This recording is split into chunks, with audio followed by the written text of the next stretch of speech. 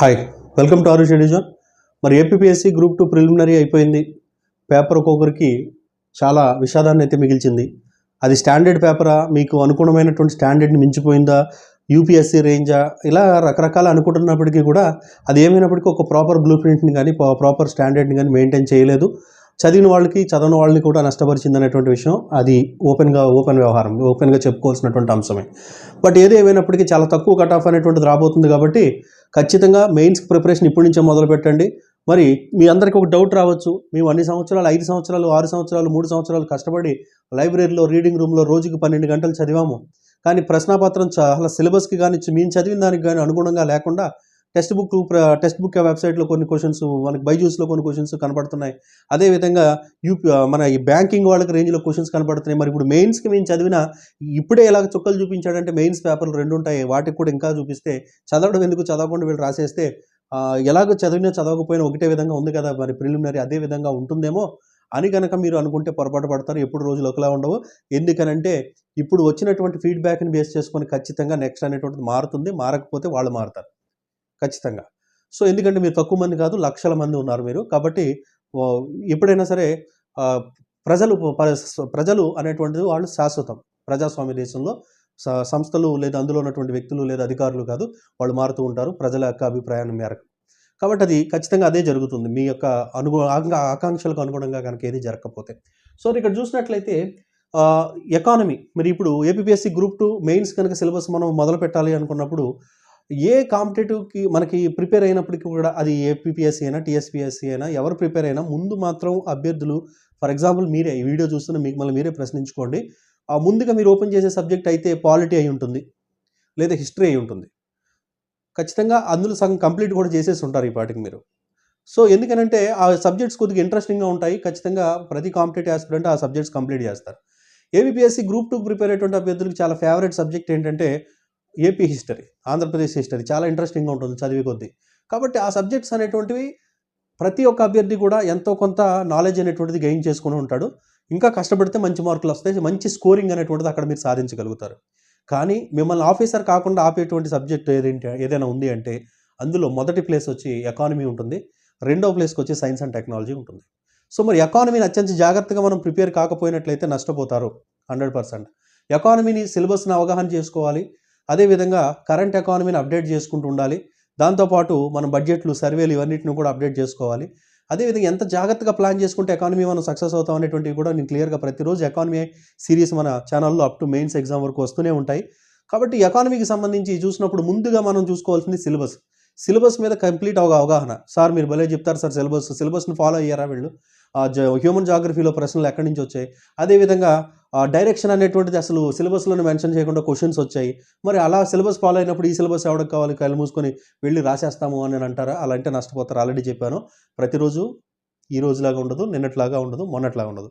So మారుతుంది. కాబట్టి ఎప్పుడో ఒకసారి ఏదో జరిగిందని చెప్పి దాన్ని బేస్ చేసుకొని మాత్రం మనం వెళ్ళకూడదు. సో ఇక్కడ చూసినట్లయితే సిలబస్ అనేటువంటి చూసుకున్నట్లయితే ఈసారి ఖచ్చితంగా ఏపీఎస్సి పేపర్ సెట్టర్స్ ఎవరైతే ఉంటారో వాళ్ళు సిలబస్కి అనుగుణంగా, బ్లూ ప్రింట్కి అనుగుణంగా ఎవరైతే మన ఉద్యోగాలు సాధించే అధికారులకు ఉండవలసినటువంటి లక్షణాలు ఏముంటాయో వాటిని బయట పెట్టే విధంగా, వాటిని వెలికి తీసే విధంగా ప్రశ్నలు ఈసారి ఇస్తారని ఆశిద్దాం. ఇవ్వాలి కూడా. ఒకసారి ఫెయిల్ అయినంత మాత్రం అన్నిసార్లు అవ్వరు కదా.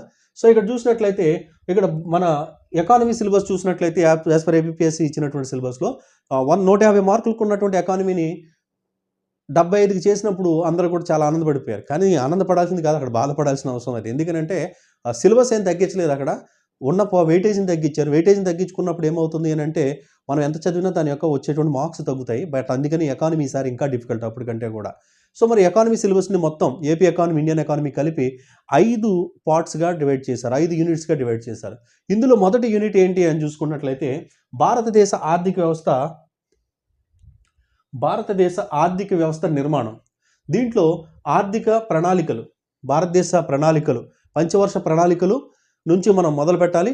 పంచవర్ష ప్రణాళికల యొక్క హిస్టారికల్ బ్యాక్గ్రౌండ్ నుంచి, భారతదేశంలో ముందు పంచవర్ష ప్రణాళికలు రాబోయే పరిస్థితుల ముందు నుంచి, తర్వాత మొదటి పంచవర్ష ప్రణాళిక నుంచి 12 వరకు, తర్వాత నీతి ఆయోగ్ వరకు, క్లియర్గా ఇక్కడ చదవాల్సి ఉంటుంది. ఆ పంచవర్ష ప్రణాళికల యొక్క లక్ష్యాలు, సాధించిన విజయాలు, అపజయాలు, గ్రోత్ రేట్లు, ఆ పంచవర్ష ప్రణాళికల సమయంలో తీసుకున్నటువంటి నిర్ణయాలు, ఎస్టాబ్లిష్ చేసినటువంటి సంస్థలు, ఇవన్నీ కూడా చదవాల్సి ఉంటుంది. ఇక జాతీయ ఆదాయం, ఎకానమీ అంటే భయపెట్టేటువంటి టాపిక్ జాతీయ ఆదాయం. బట్ ఆ ఎకానమీని, మిమ్మల్ని భయపెట్టే ఎకానమీ టాపిక్ ఏదైతే ఉందో జాతీయ ఆదాయాన్ని, ఆ జాతీయ ఆదాయాన్ని నేను ఫ్రీగా యూట్యూబ్లో క్లాస్ అయితే చెప్తా. ఇంకెప్పటికీ మీకు జాతీయ ఆదాయం అనేటువంటి టాపిక్ మీద డౌట్ ఉండదు, భయం ఉండదు. ఆ విధంగా నేను త్వరలో మీకు క్లాస్ అయితే రిలీజ్ చేస్తాను. దానికి సంబంధించి యూట్యూబ్లో కంప్లీట్గా ఫ్రీగా లైవ్ మొత్తం జాతీయ ఆదాయం కాన్సెప్ట్ అయితే మీకు ఉచితంగా ఇవ్వబోతున్నాను. ఇక నెక్స్ట్ చూసినట్లయితే భారతదేశంలో ఆదాయపు వృత్తిపరమైన నమూనా రంగాలు అంటే ఎకనామిక్ డెవలప్మెంట్ గ్రోత్, ఆర్థిక అభివృద్ధి, వృద్ధి అనేటువంటి కాన్సెప్ట్ మీద మనకి ఉంటుంది. అదేవిధంగా న్యూ ఎకనామిక్ రిఫార్మ్స్, నూతన ఆర్థిక సంస్కరణలు 1991లో రావు మన్మోహన్ సింగ్ రిఫార్మ్స్ ఏవైతే ఉన్నాయో వాటి గురించి.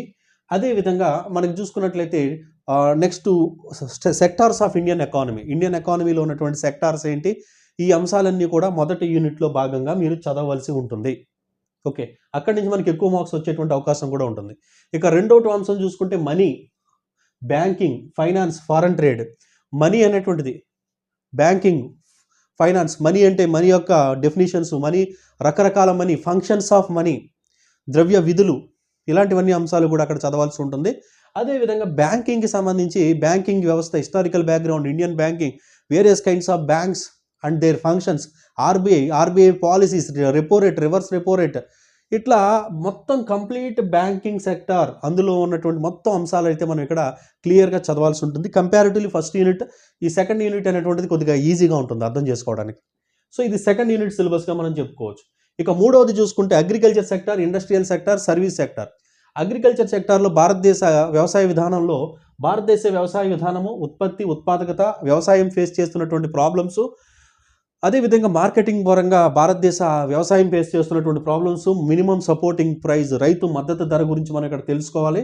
అదేవిధంగా మనం చూసుకుంటే గ్రీన్ రెవల్యూషన్ మనకు హరిత విప్లవాన్ని ప్రారంభం, దానికి యొక్క కారణాలు, దాని యొక్క లాభాలు, దానివల్ల వచ్చేటువంటి నష్టాలు, ఇట్లా మొత్తం కూడా వ్యవసాయం గురించి చదవాల్సి ఉంటుంది. ఇక్కడ మీకు ఎక్కువ మార్క్స్ వచ్చేటువంటి అవకాశం ఇక్కడ ఉంటుంది.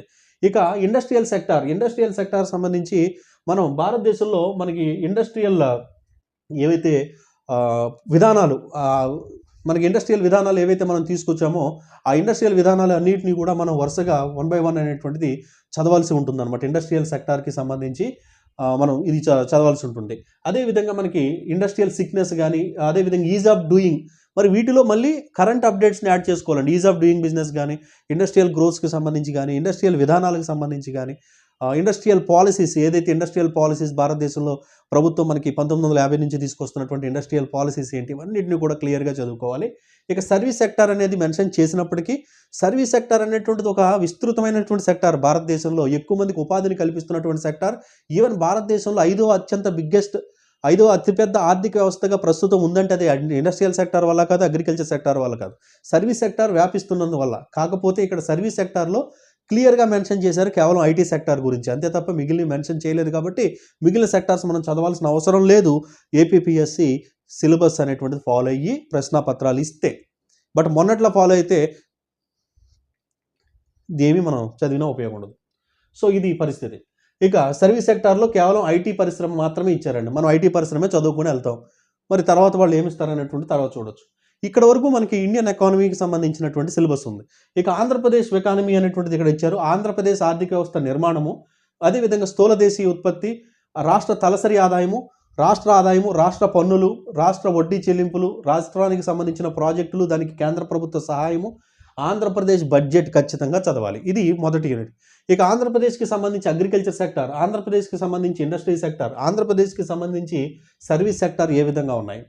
అదేవిధంగా అగ్రికల్చర్ సెక్టార్లో ఏదైతే మార్కెటింగ్ సెక్టార్కి సంబంధించి కానీ, ఆంధ్రప్రదేశ్కి ప్రత్యేకమైనటువంటి అగ్రికల్చరల్ బడ్జెట్ ఉంది, ఆ బడ్జెట్కి సంబంధించి కానీ, అదేవిధంగా అగ్రికల్చర్ అలైడ్ సెక్టార్స్, అదేవిధంగా అగ్రికల్చర్ సెక్టార్ దానికి అనుబంధ సంస్థలకు సంబంధించి కానీ, లైక్ అనుబంధ సంస్థలు అంటే హార్టికల్చర్, పంటలు, తోట పంటలు, ఆక్వాకల్చర్ కానీ, ఇట్లాంటి అంటే ఆంధ్రప్రదేశ్ కోస్టల్ లైన్ చాలా ఎక్కువ కాబట్టి మనకి ఆక్వా సెక్టార్ కూడా మన ఆంధ్రప్రదేశ్లో చాలా అభివృద్ధి చెందుతున్నటువంటి సెక్టార్గా చెప్పుకోవచ్చు. దానికి సంబంధించినటువంటి కానీ, అదేవిధంగా ప్రభుత్వం అనుసరిస్తున్నటువంటి ఇండస్ట్రియల్ పాలసీస్ ఏవైతే ఉన్నాయో, రీసెంట్గా కండక్ట్ చేసినటువంటి ఇండస్ట్రియల్ సమ్మిట్స్ ఏవైతే ఉన్నాయో, అవన్నీ కూడా ఇక్కడ కరెంట్ అంశాలను, స్టాటిక్ అంశాలను రెండింటిని మిక్స్ చేసుకొని మనం చదవాల్సి ఉంటుందన్నమాట. ఇక ఆంధ్రప్రదేశ్కి సంబంధించి వ్యవసాయం మరియు అనుబంధ పరిశ్రమలు, అదేవిధంగా సేవల రంగం, ఐటీ సెక్టార్ గురించి కూడా మనకి ఆంధ్రప్రదేశ్లో ఇక్కడ కూడా క్లియర్గా సేవల రంగము, ఐటీ సెక్టార్ అని మెన్షన్ చేయడం జరిగింది. ఐటీ పాలసీ, ఆంధ్రప్రదేశ్ యొక్క ఐటీ పాలసీ అనేటువంటిది ఏ విధంగా ఉంది, ఆంధ్రప్రదేశ్లో ఇండస్ట్రియల్ కారిడార్స్ ఏవైతే ఉన్నాయి, ఇవన్నీ కూడా మరొక యూనిట్గా మనం చెప్పుకోవచ్చు. మొత్తం 5 యూనిట్ సిలబస్ అయితే ఇవ్వడం జరిగింది. 5 యూనిట్లు 5-15 ఇస్తాడని అనుకుంటాం, కానీ మనం వాళ్ళు ఎవరు ఒకే యూనిట్లో 70 ఇచ్చేసి మిగిలిన యూనిట్లను వదిలేస్తారు. వాళ్ళ ఇష్టం అనమాట. కాబట్టి వాళ్ళు ఏ విధంగా ఇచ్చినా అవసరం మంది ఉద్యోగం మనకు కావాలి కాబట్టి 900 ఉద్యోగాల్లో మనది ఒకటి అవ్వాలి కాబట్టి మనం అన్ని విధాలుగా అన్నిటికీ సిద్ధపడి ప్రిపేర్ అవ్వాలి. ప్రిపేర్ అవ్వడం తప్ప ఇక మీ చేతుల్లో ఏమీ లేదు. మీరు కోపమించుకొని అలిగి, లేదంటే పాత పేపర్ బాలేదు ఇంకొకలా ఇచ్చారు ఇట్లా కానీ మీరు అనుకుని వదిలేస్తే మీరే పోతారు. ఎవరైతే ప్రిపరేషన్ ఆల్రెడీ మొదలు పెట్టారో 900 మంది వాళ్ళు కొట్టేసుకుంటారు జాబ్స్. ఇక్కడ మనకి ఆప్షన్ లేదు. మీకు మీ చేతిలో ప్రిపేర్ అవ్వడం తప్ప వేరే ఛాన్స్ లేదు. కాబట్టి అది తెలుసుకోండి. ఫస్ట్ మీ ఎమోషన్స్ని, మీ కోపాలని, మీ యొక్క బాధని, ఇవన్నిటిని కూడా పక్కన పెట్టి బుక్స్ తీసి చదవడం తప్ప వేరే ఆప్షన్ లేదు గ్రూప్ 2 అవ్వాలంటే. లేదు మనకు వేరే ఉన్నాయని అనుకుంటారు, చక్కగా ఈ ఎమోషన్స్ని మీరు నెక్స్ట్ ఇయర్ వరకు కూడా క్యారీ చేసుకొని అలా ఉంచేసుకొని అలా ఉండిపోండి అంతే. కాబట్టి ప్రిపేర్ అవ్వడానికి తప్ప వేరే మార్గం లేదు. సిలబస్ని దగ్గర పెట్టుకోండి, లైన్ టు లైన్ అబ్జర్వ్ చేయండి, ప్రిపేర్ అవ్వండి. ప్రతిరోజు అదే విధంగా మొన్నట్లా ఉండదు, ప్రతి పేపర్ అలానే ఉండదు. కాబట్టి ఒక పాజిటివ్ దృక్పథంతో ప్రిపరేషన్ స్టార్ట్ చేయండి. ఎకానమీ విషయంలో నేను చూసుకుంటాను. మీకు డిఫికల్ట్ టాపిక్స్ అన్నీ కూడా నేను యూట్యూబ్లో ఎక్స్ప్లెయిన్ చేస్తాను. అదేవిధంగా అతి త్వరలో మనం లైవ్ టెస్ట్లు కూడా మనం స్టార్ట్ చేయబోతున్నాము. కాబట్టి ఖచ్చితంగా మీరు ఎకానమీ ప్రిపరేషన్ స్టార్ట్ చేయండి.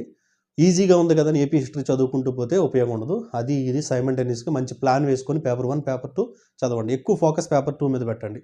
పేపర్ 2 మీద ఎవరికైతే అవగాహన వస్తుందో, పట్టు వస్తుందో వాళ్ళే విజేతలు అవుతారు. అది మాత్రం కన్ఫర్మ్. Thank you.